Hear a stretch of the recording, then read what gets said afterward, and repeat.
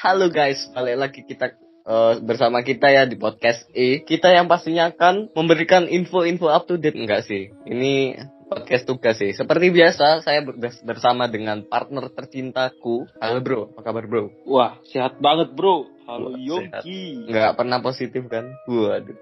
Positif vibe. Waduh. Alhamdulillah ya, sehat ya. Kita semua di sini sehat ya. Ya, kok segitulah. Kalau kita nggak sehat, nggak mungkin juga kita rekaman ini. Jadi kita di sini akan membahas. Nah itu.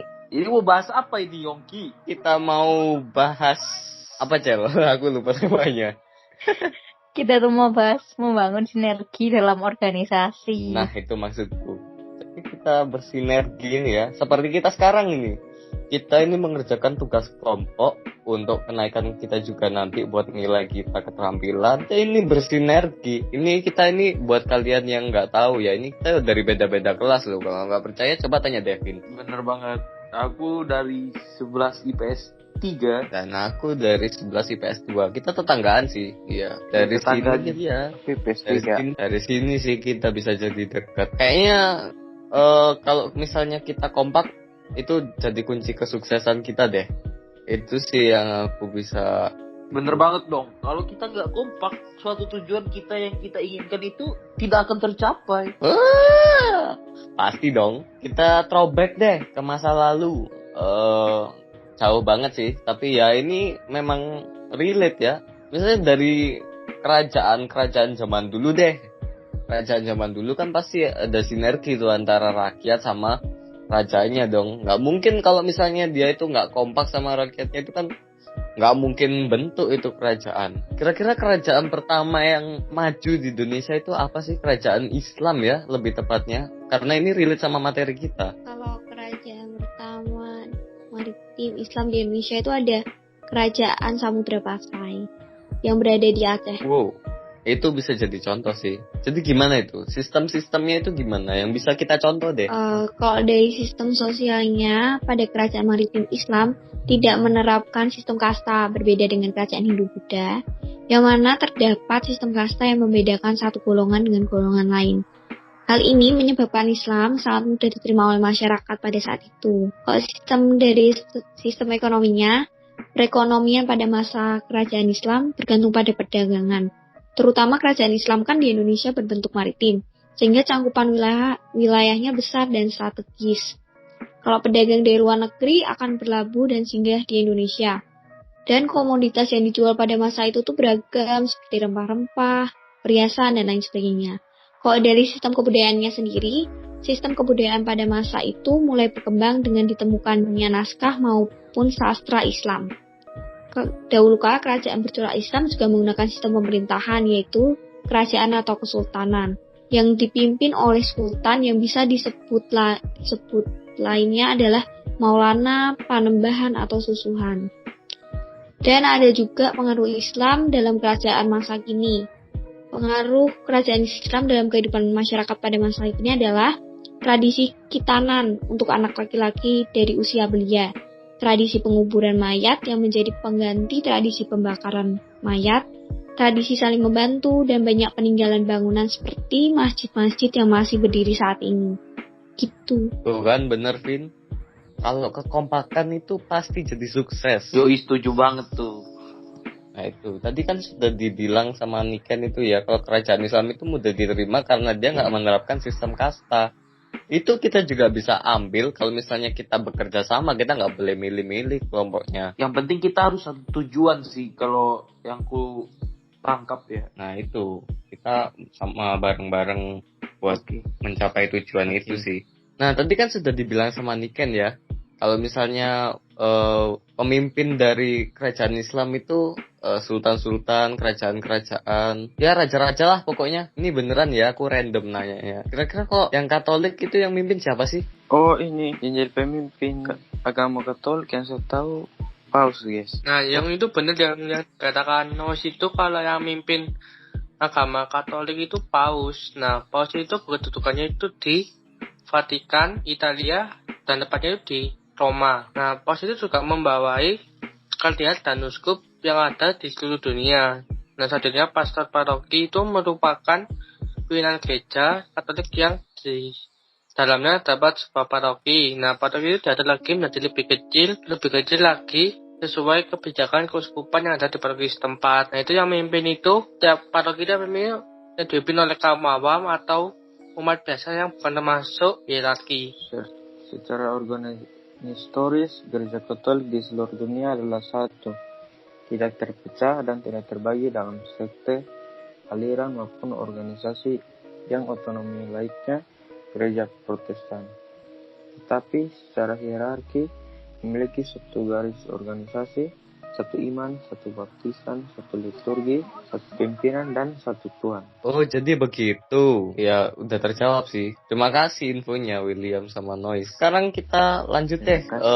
Kita balik ya ke masa kita sekarang. Karena banyak sekali ya permasalahan-permasalahan itu nggak dari itu saja ya.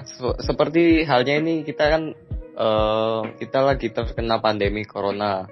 Kita nggak bisa kumpul di sekolah. Sekarang kita jauh-jauhan. Terus sekarang masih ada lagi yang lagi viral ya. Ini bencana banjir di Jakarta. Kita kalau sebagai rakyat kan juga harus bersinergi kan, gimana harus memecahkan masalah itu. Menurutmu gimana, Vin? Nah, kalau misalnya menurut pendapatku, banjir di Jakarta ini benar-benar kayak mengganggu kehidupan masyarakat Jakarta tentunya.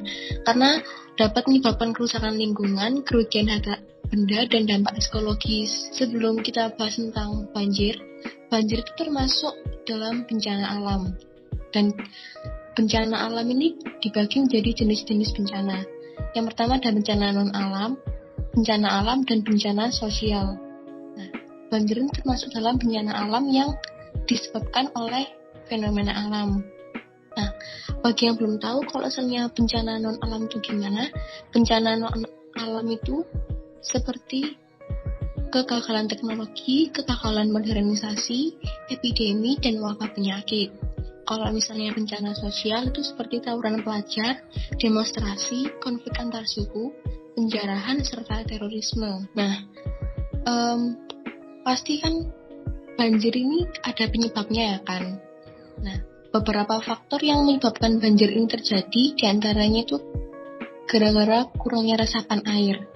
Kurangnya resapan air ini disebabkan oleh pengalihan lahan. Sekarang lahan-lahan itu yang kosong-kosong dijadikan gedung-gedung atau kantor-kantor atau pabrik-pabrik.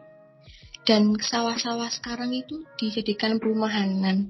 Karena hal itu terjadi, makanya air curah hujan yang turun itu tidak bisa meresap ke dalam tanah. Selain itu, juga dapat disebabkan karena kurangnya kesadaran kita akan membuang sampah yang benar.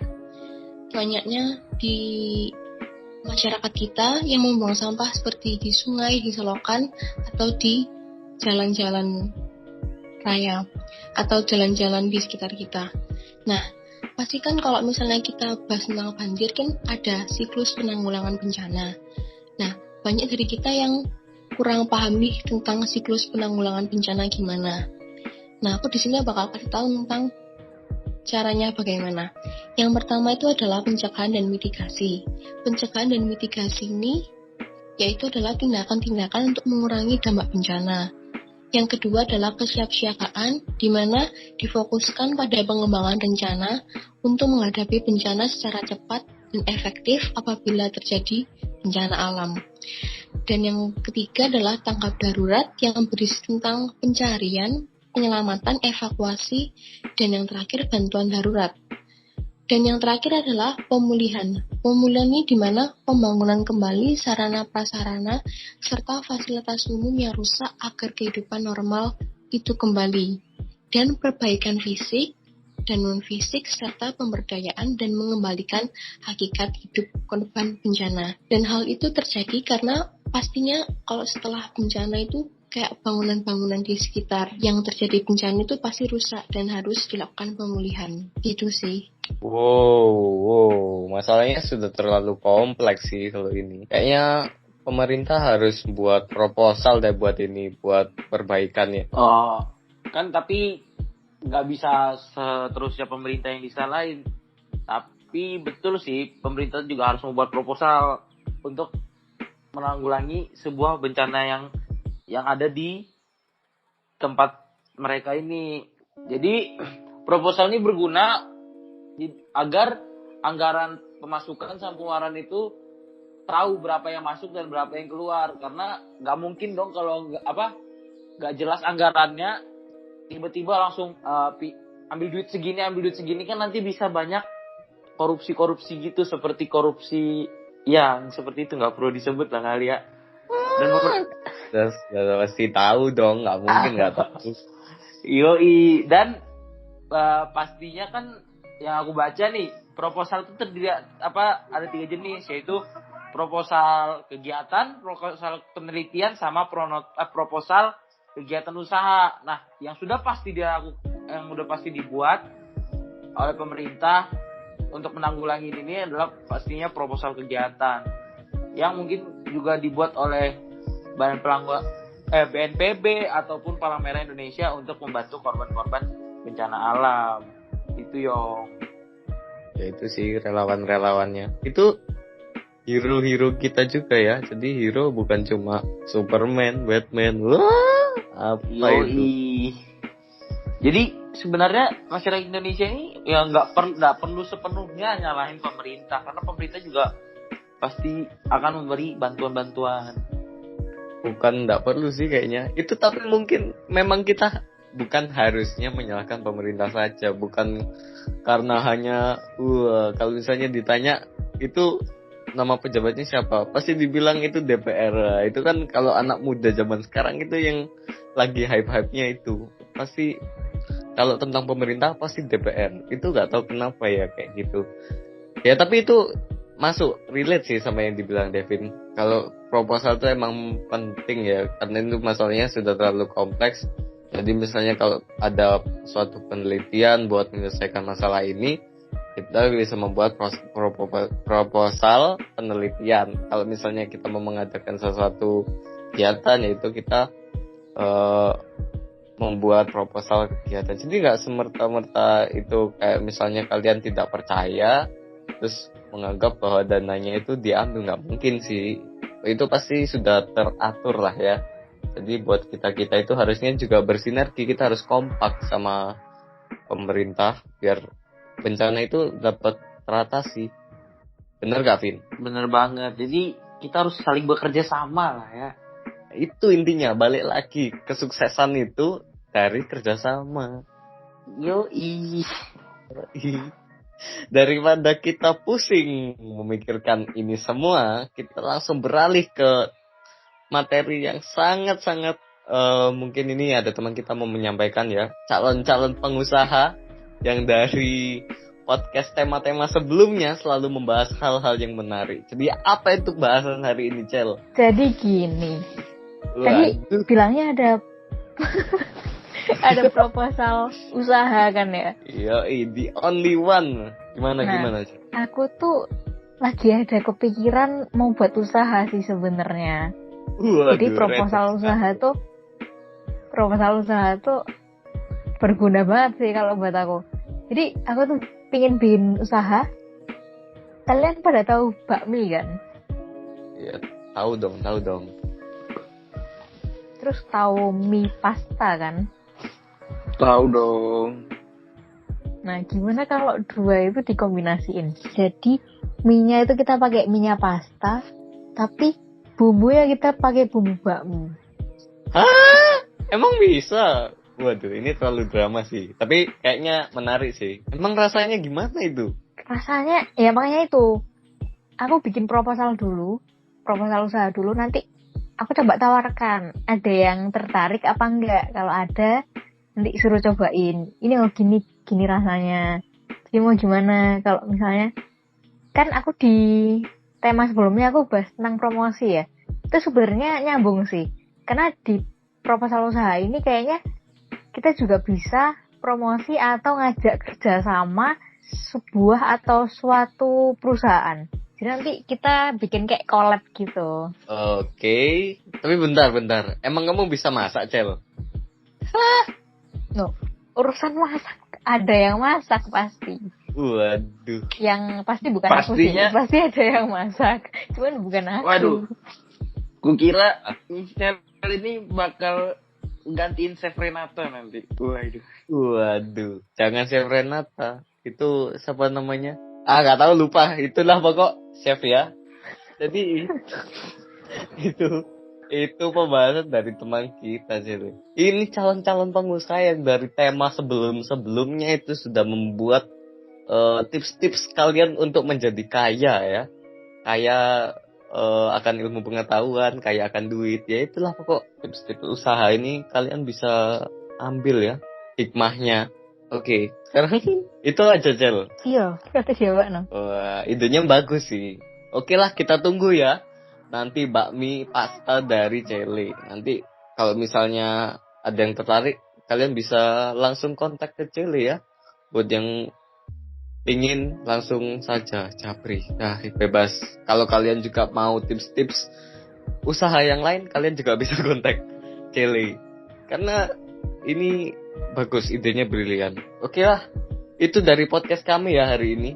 Gimana, Vin? Anda mau menyimpulkan sesuatu dari podcast hari ini? Oh, kalau yang ku tangkap untuk hari ini, jadi kita tuh harus sama-sama memiliki satu tujuan untuk mencapai suatu kesuksesan. Wah. Itu bisa dibikin quotes ya di bawah ya. Itu quotes sangat berguna. Jadi ini kayak harusnya kalian tuh menonton ini sampai habis ya, karena itu ini seminar gratis gitu ya. Walaupun sebenarnya ini podcast tugas sih. Tapi ya ini bisa lah berguna buat menambah pengetahuan kalian. Siapa tahu kalian yang nggak sekolah, Yang bolos. waduh, yang bolos. Siapa tahu yang SPP-nya macet. Waduh, berat nih. Waduh, berat. Enggak, macet maksudnya itu kan di jalan macet, mau bayar SPP tak bisa. Jadi Siap. sekolahnya itu. Ya itulah buat kalian yang masih di jalan kan bisa mendengarkan podcast ini ya. Semoga podcast dari kami ini bisa menambah pengetahuan kalian ya. Dan pastinya kita tidak bosan-bosannya untuk meminta kalian like dan share ya podcast ini, karena like dari kalian itu sangatlah berarti bagi nilai kami. Oke, sekian dari kami podcast Bentar, guys. Yongki, aku ada pesan buat teman-teman. Jadi teman-teman ambil yang baiknya dari podcast kami hari ini, buang yang buruknya, dan kalau kemana-mana jangan lupa pakai masker. Nah itu Begitu. balik lagi ke sinergi. Kita harus bekerja sama pemerintah agar pandemi ini selesai. Emang kalian mau karatan di rumah, gak kemana-mana? Aku sih gak mau ya. Ya sudahlah, pokok begitu. Terima kasih sudah mendengarkan podcast kami. Jangan lupa like dan share, komen, ya apalah itu sebagainya. Terima kasih sudah mendengarkan kami. Oke, ciao.